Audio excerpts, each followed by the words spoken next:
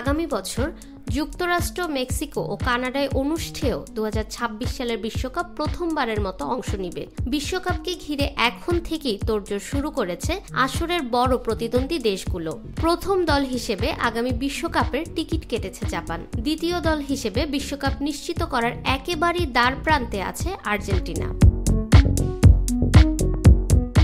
Argentina 26শে March বিশ্বকাপের Latin America বাছাইয়ের নিজেদের দ্বিতীয় ম্যাচে ব্রাজিলের বিপক্ষে মাঠে নামবে, আর তার আগেই মাঠে গড়াবে উরুগুয়ের সাথে বলিভিয়ার ম্যাচটি। এই ম্যাচে বলিভিয়া হারলে মাঠে নামার আগেই আর্জেন্টিনার বিশ্বকাপ নিশ্চিত হবে।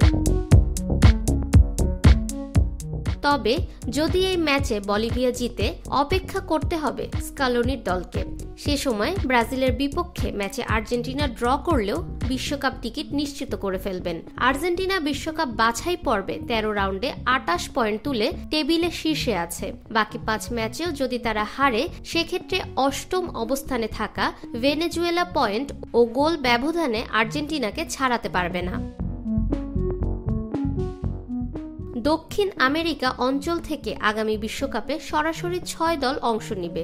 সপ্তম অবস্থানে থাকা দল প্লে অফ খেলার সুযোগ পাবে, যে কারণে আর্জেন্টিনা আর 1 পয়েন্ট পেলেই তাদের সরাসরি বিশ্বকাপে খেলা নিশ্চিত হবে। ফাহমিদা বিনতে আনোয়ার, নিরপেক্ষ নিউজ ডেস্ক, ঢাকা।